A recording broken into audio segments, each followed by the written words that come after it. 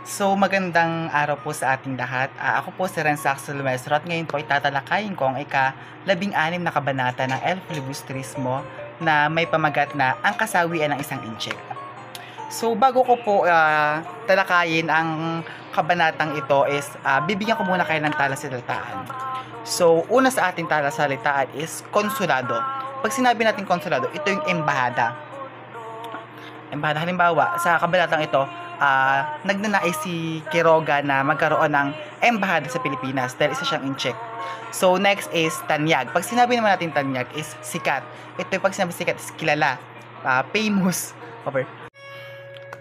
So, next naman po sa ating talasalitaan is praile. Pag sinabi nating praile, ito yung mga pare noong panahon ng Kasila. Then, pagsisiyasat, pag sinabi pagsisiyasat, pag-imbestigasyon. Then, komisyon is ahensya at perya is karnibal. Karnibal. So, ngayon naman po, tatalakayin ko naman sa inyo kung sino yung mga tauhan sa Kabanata 16. So, una sa ating tauhan is si Quiroga. So, si Quiroga po ay isang negosyanteng inchik na naghahangad na magkaroon ng konsulado sa kanyang bansa sa Pilipinas upang magkaroon ng proteksyon ng kanyang mga negosyo. So, sunod naman po ay si Simon. So, si Simon naman po ang negosyanteng pinagkakautangan ni Quiroga ng 9,000 piso. At ang sunod naman sa tauhan natin is si Don Custodio. So, si Don Custodio naman ay isang negosyanteng kabilang sa mga tanyag at kilalang tao sa lipunan na ang laging hangad ay mapasaya ang mga praile, lalo na si Padre Irene. So, ngayon naman po is tatalakayin ko ngayon ang buod ng Kabanata 16. So, dahil nga naghahangad ng isang hapunan si Quiroga bilang regalo sa mga mayayamang miyembro ng komisyon, napayagan ang pagkakaroon ng konsulado ng China sa Pilipinas.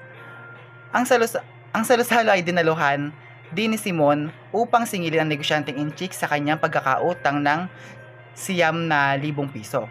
So, sinabi ni Quiroga na wala pa siyang kakayahang magbayad, kaya naman inalok siya ni Simon na gawing taguan ng mga pulbura at armas ang kanyang tahanan kapalit ng pagbawas ng 2,000 piso sa kanyang utang.